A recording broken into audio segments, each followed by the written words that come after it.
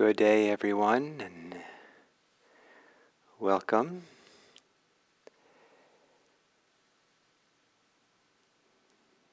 And it's said that vipassana practice is simple. It's easy. What's difficult is remembering to do it. And so here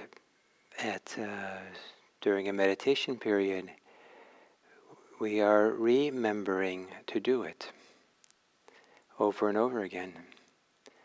And to help this idea, it might be significant to separate out remember into remember, to bring the members back together into the field of awareness so that all of us is included, all of us is here.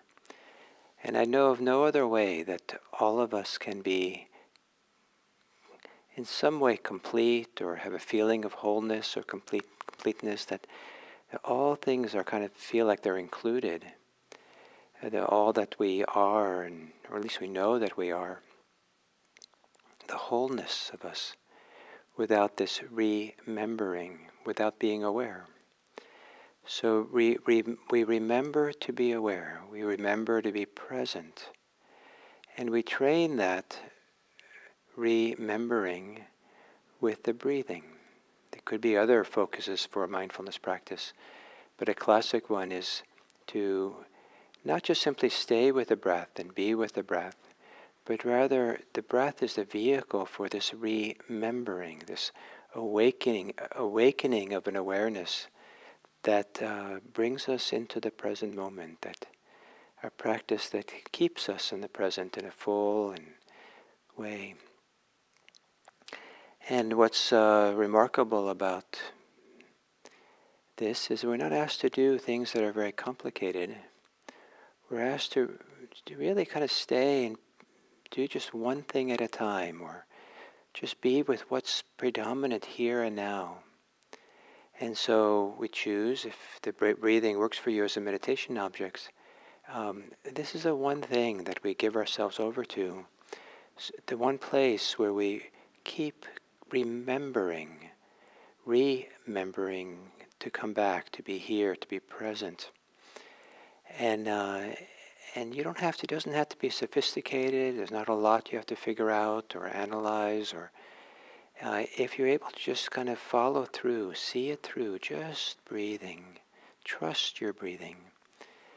More than anything else, if a simple way of developing meditation, I think would be to really trust your breathing more than anything else, or almost anything else. Keep it really simple. Let everything else kind of fall away for these minutes. And remember yourself. Remember your experience and awareness here, over and over again. So, stepping into a meditation posture. And if it's comfortable for you to close your eyes.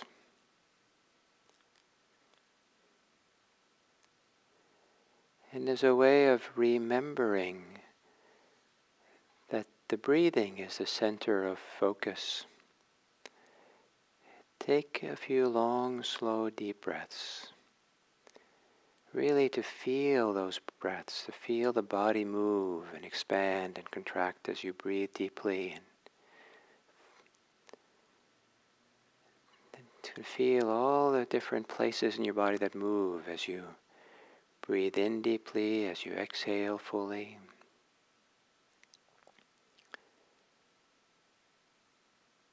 All the places that move, and when you breathe, these are the places to remember. These are the places where we wake up, the place of awareness, places for awareness to be aware.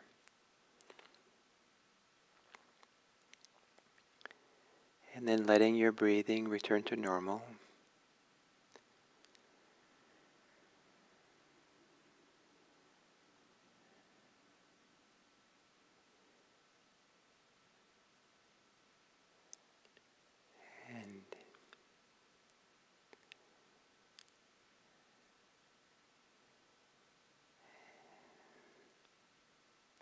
perhaps as you relax your body further, there's a way of relaxing into the body breathing. Maybe relaxing the belly, so there's more room and space to feel and sense the breathing body. So there's less restrictions, holding of the breathing, relaxing the belly.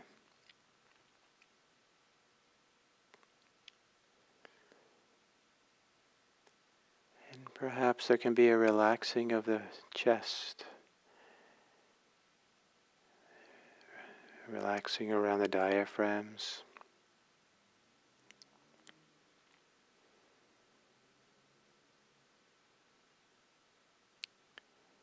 Maybe as you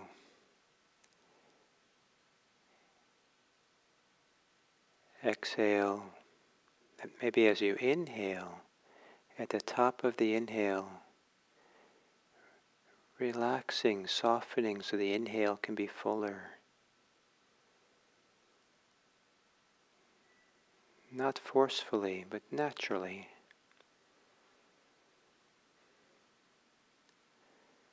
At the end of the exhale, let there be a relaxation. So the exhale continues a bit.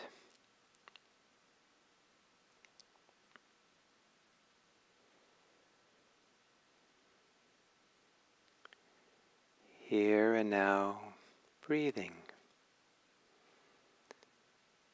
And allowing yourself to be simple, simply with the breathing. For these minutes, trusting attention to your breathing as the one thing that you give yourself over to. Relaxed and full attention on breathing in and breathing out.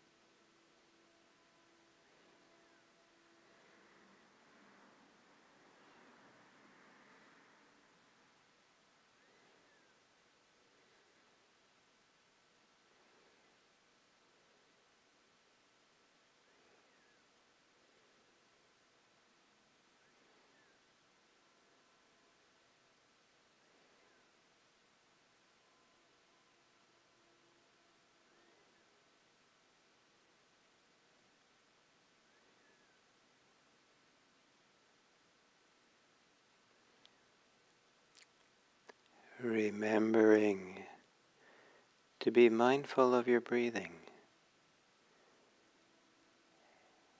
and remembering that it's not just about breathing, it's also about the awareness of breathing, the awareness that receives and contains breathing, the awareness that arises out of breathing.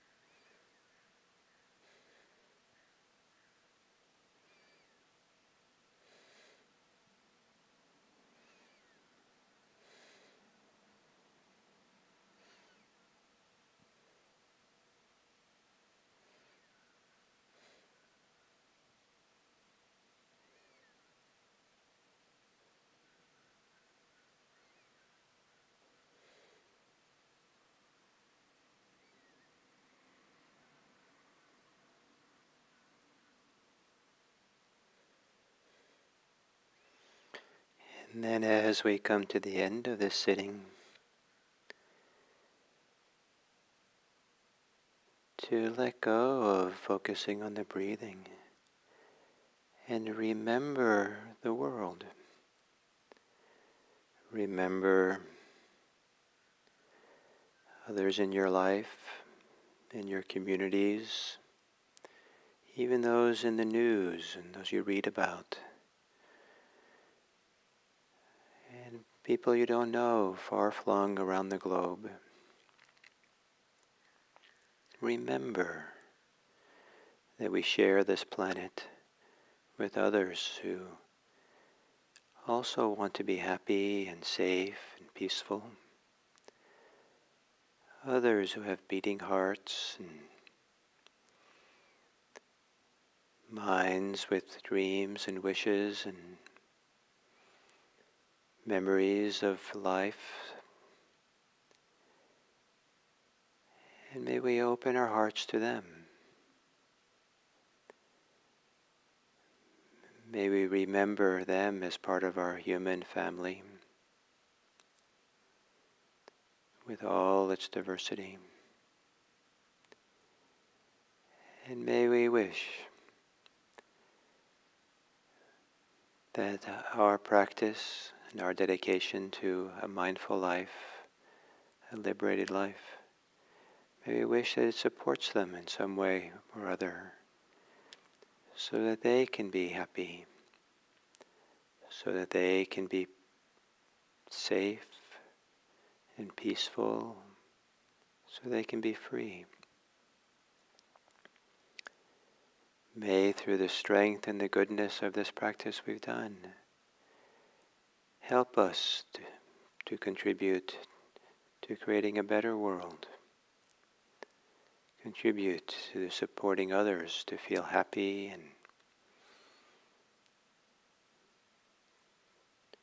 and well. May all beings be happy.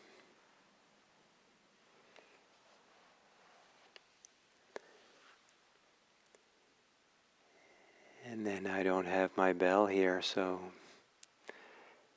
we can bow. My bow can be the end of the sitting. Thank you.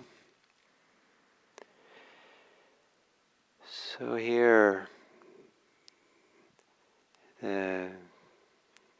maybe the last talk in this 5-part series on the Dharma life, though perhaps all talks are about the Dharma life. I like the idea that a spiritual life is also a life. A spiritual life is a lived life, but a lived life that's infused with, in Buddha, in Dharma terms, infused with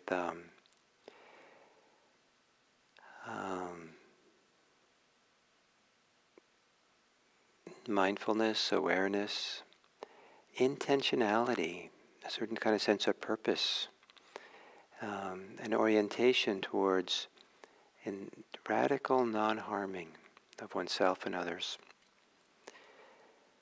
But it's something we bring to all our life, and to have the opportunity to live a Dharmic life, a contemplative life, where we infuse our life with our spiritual life or our spiritual practice. It's such a wonderful privilege, it's a wonderful honor to be able to do this in this human life that we have. And it's easy to want to do this, but that it's remembering to do it which is hard. And rather than having some high standard, like now you're supposed to be mindful, aware throughout the whole day nonstop, I think for most of us, if we just increase the percentage of our presence, our attention to life, we'll get tremendous amount of benefit. I suspect that if 10% of the day you were really mindful of what you're doing, that it would transform your life in big ways. And so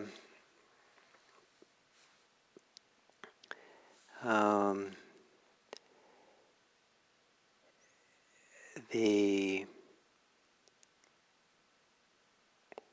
I want to offer another practice today that you could do, or another approach you can do to infuse your life, your daily life, with a sense of practice, living a Dharmic life. And that is, when you do something, just do that one thing. To practice doing one thing at a time. And in a world where now a common expression is multitasking, uh, single tasking is not maybe even respected as much. But to really be present for when you're doing something, really be there for it. And why is this useful? This is what we're trying to do when we meditate. We're trying to really be present for what's happening in the moment. And just one thing at a time, just really there for it. It might switch and be aware of something else a moment later, but whatever is happening, the idea is to be there for it. In the process of doing that, we learn how easily we're distracted, we learn how easily we're bored or caught in desires or caught in aversions to what's happening and caught in preferences and fantasies. And we have to learn to work with this mind that gets all entangled in these things and begin to learn to shed them, not to have them get in the way. And to somehow, in meditation, to learn to be simpler, and in that simplicity, to relax deeply and get in touch with ourselves in a much deeper way than we can when we're spinning around in preferences, desires, aversions, distractions. And so this remembering is to come home to ourselves, to really be here in a deep, intimate, connected way that comes from having a somewhat simple mind. Not a simplistic mind, but a mind that is not caught up in many, many things. And so the benefits of in meditation, of feeling that simplicity of mind and non-distractibility of the mind, and just being here for this moment, we learn so much about ourselves in that process. We learn what makes us tick. We learn how to let go of. We learn what it's like to connect to ourselves in a peaceful way, in a wonderful way. So we can do the same thing in daily life, no matter, in most things that are simple enough that allows us to do that one thing, and have it be the same way as with meditation. If you're washing the dishes, just wash the dishes. Don't have the news on at the same time because you want to be efficient and do more than one thing at the same time and hear the news. Might as well hear them while you're washing dishes. Dishes are kind of mindless and have no important, great value. So might as well listen to the news or the soap opera or whatever. But if you infuse washing dishes with the same kind of attention and purpose and practice as you do in meditation, just do the dishes. And you get bored, learn to work with that and let go of it. Or sometimes boredom just means that you're holding yourself apart from the experience. And so can you give yourself more to the experience? Just the washing the dishes. Just you and the dishes. And wash with both hands, wash their whole body present there. And then that kind of focus and attention will certainly reveal all the ways the mind wants to escape and do something else. But in the process, you also learn how to quiet the mind or let go of these preoccupations. And you learn how to simplify the mind and to experience the benefits and the intimacy and the coming at homeness with ourselves of just being there for that one thing. And that can be for all kinds of things we do. It can be cooking, cleaning, driving. Just drive, even though driving maybe involves many different senses and many different considerations. The mind's moving around, rear view mirror, side view mirror, front, looking. Just do what driving requires of you. Don't have the radio on. Don't be talking on the phone. Just do this if you want to get the benefits of this really being, having the practice grow in your daily life. And some people will complain and say, well, I have a lot to do and I need to multitask. Maybe that's so maybe please do it if that's necessary. But sometimes things are done more efficiently if you just do one thing at a time. You do it properly the first time, it doesn't have to be done again. You do it fully, and so you don't have to come back to it later. And you understand it fully. Just this, just this. And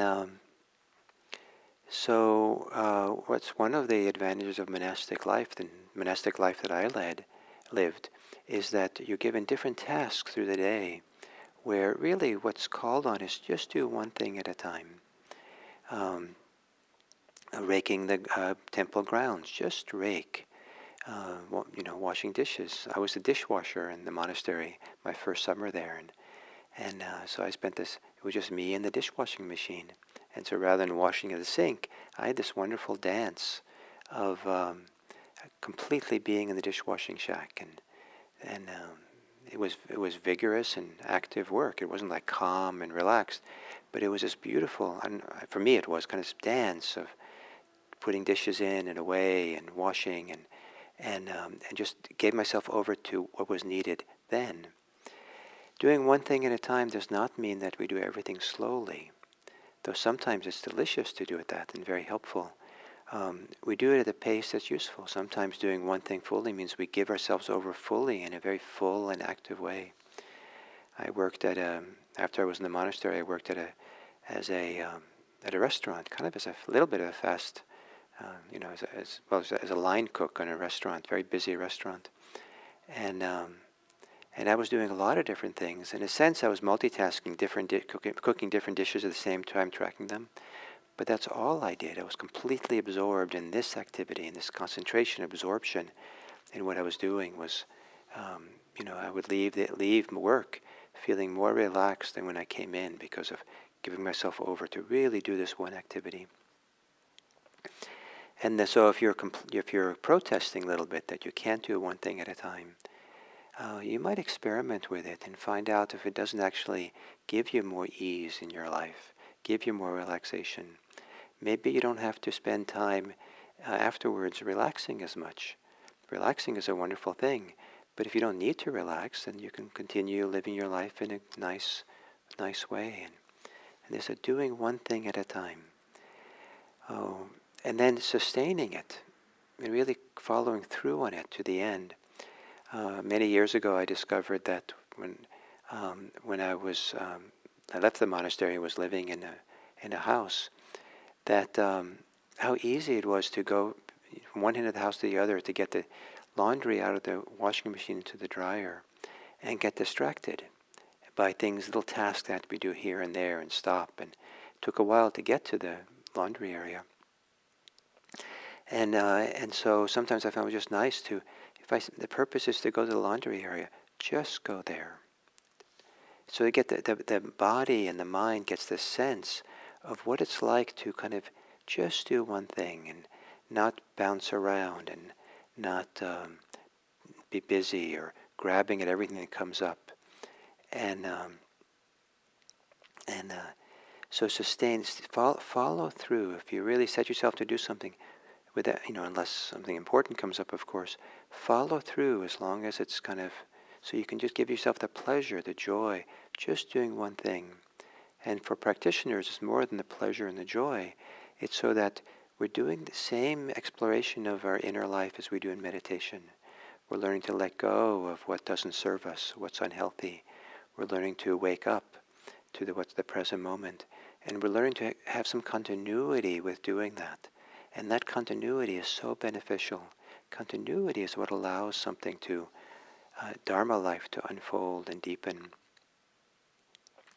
So I end this 5-part series with something which I think is quite simple in principle.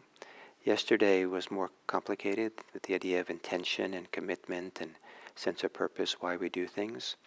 And now today I'm bringing it back to the value of just something that's ordinary, simple. I hope almost anyone can do. It doesn't take a lot of intelligence. It doesn't take a lot of sophistication.